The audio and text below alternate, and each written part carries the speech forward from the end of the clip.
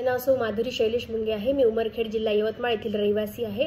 भारतीय इतिहास प्रबोधिनीतर्फे आयोजित पुण्यश्लोक अहिल्याबाई होळकर यांच्या 300व्या जयंतीनिमित्त ऑनलाईन वक्तृत्व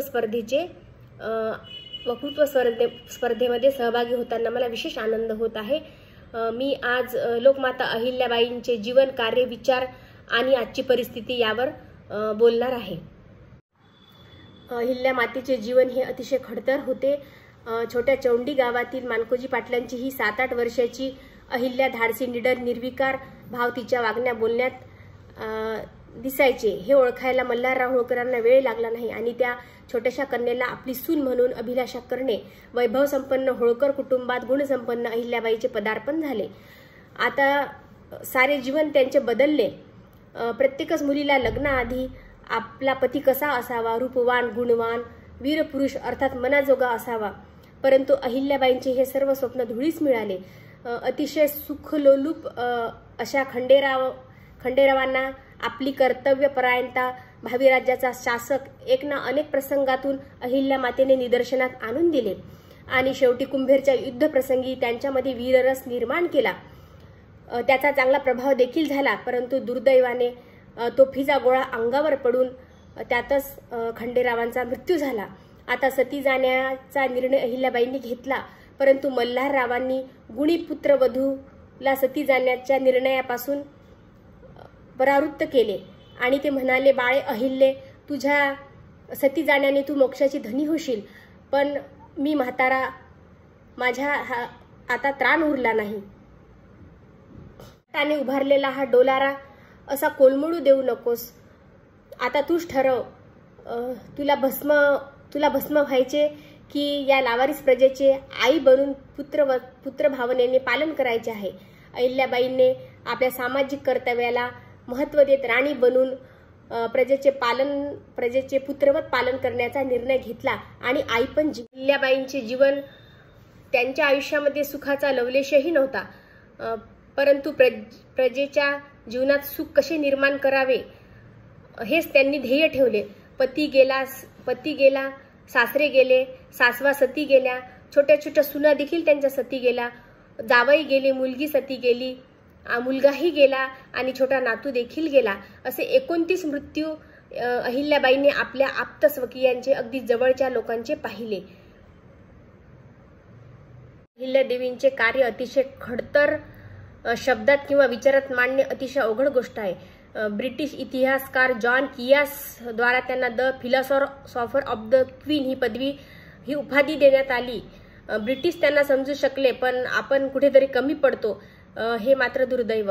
वयाच्या 17व्या वर्षी त्यांना वैधव्य प्राप्त झाले आणि संपूर्ण राज्यकारभार त्यांनी शेवटच्या क्षणापर्यंत अतिशय चोखपणे सांभाळला।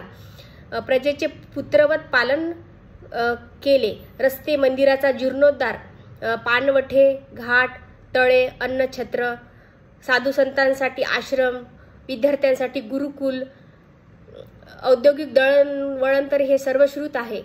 मोगलांनी मंदिरे तोडण्यात कसर ठेवली नाही व अहिल्याबाईंनी ती जोडण्यात कसर ठेवली नाही। नाहीतर आज अहिल्याबाई नसत्या तर अतिशय प्राचीन पुरातन मंदिरे आज जिवंतही नसती आणि आपल्याला पाहायलाही मिळाली नसती। आपण मात्र अकबर की बाबर याच इतिहासाच्या पुनरावृत्तीत अडकलो आहोत। अतिशय दुर्दैवी गोष्ट आहे ही।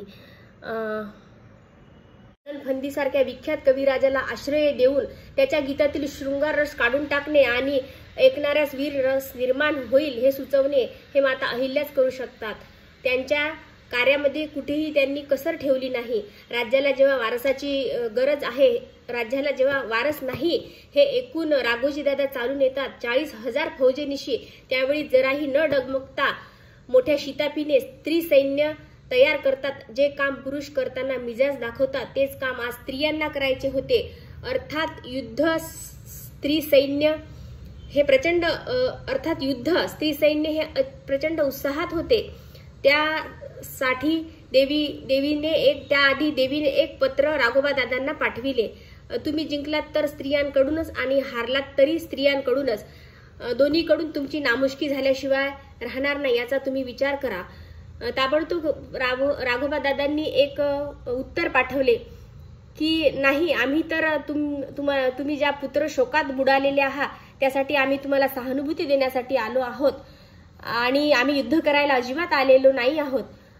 तेव्हा अहिल्याबाईंनी अजून एक पत्र त्यांना पाठवले की मग तुम्हाला 40,000ची फौज आणण्याचे काय कारण होते. तेव्हा राघोबा दादांना कळून चुकले की ही कोणी सामान्य स्त्री नाही, हे कोण्या सामान्य स्त्रीचे उद्गार नाही, ही तर स्त्री रूपात एक वाघीण आहे. आणि या घटनेने संपूर्ण माळव्यात अहिल्याबाईंचा डंका वाजला. अहिल्याबाईंच्या विचार हे अतिशय दैदिप्यमान होते. त्यामध्ये कुठेही स्वार्थ दिसून येत नव्हता.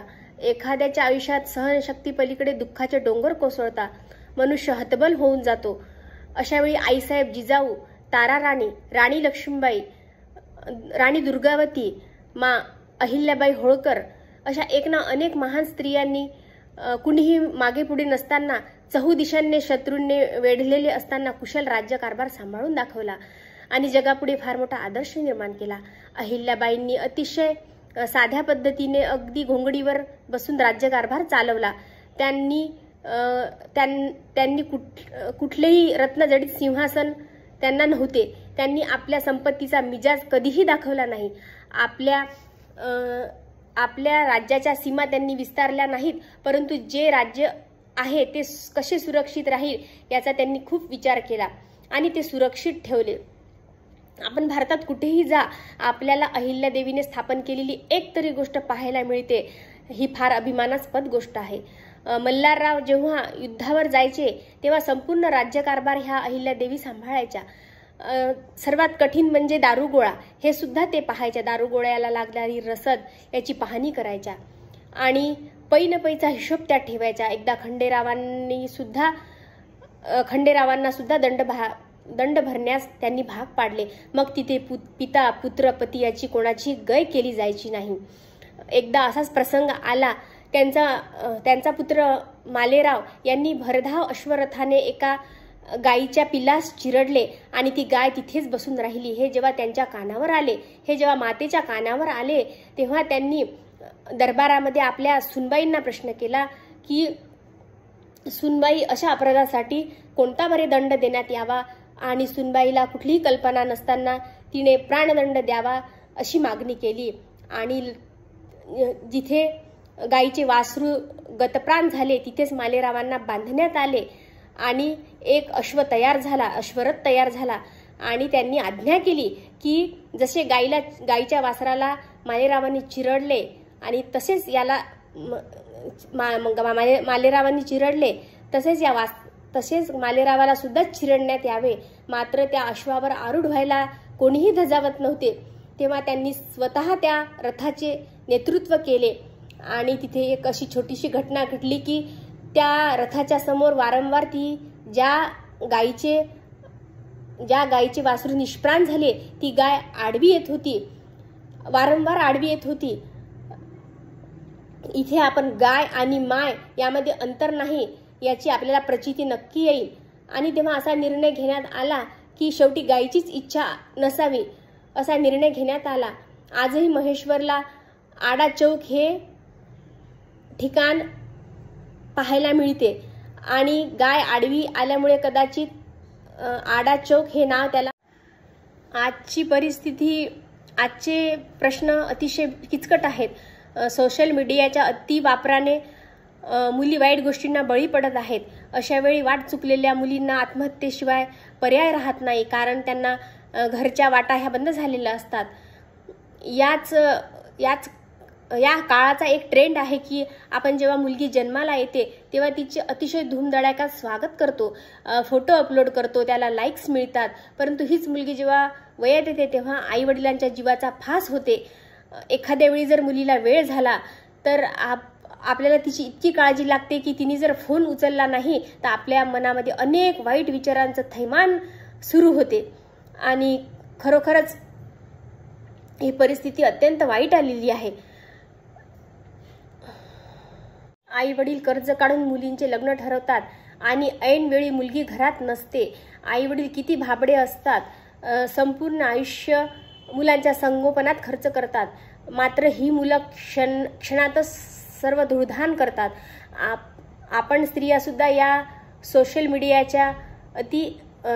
मीडियाच्या आभासी जगामध्ये हरवत आहोत. स्त्रियांमध्ये सर्वात श्रेष्ठ निर्मितीची शक्ती भगवंताने प्रदान केली आहे. हिमालयाची शुभ्रता, गंगेची निर्मळता तिच्यामध्ये आहे आणि पृथ्वीचा वात्सल्य भाव सुद्धा तिच्यामध्ये आहे. पण आपला वापर कसा करावा ह्याकडे आपण लक्ष दिले पाहिजे. उदाहरणार्थ पॉलिटिक्समध्ये आपला वापर, पॉलिटिक्सचा आपल्याशी काहीही संबंध नसताना आपला तिथे कसा वापर केला जातो त्याला आपणच जबाबदार आहोत. विविध स्पर्धा असतात, मोठमोठे हळदी कुंकू मिलन असते, मॅरेथॉन असतात, त्यामध्ये साड्यांचे आमिष दाखवून स्त्रियांचा वापर केला जातो आणि आपल्याकडे कपाटभर साड्या असून सुद्धा आपण त्यामध्ये सहभागी होतो.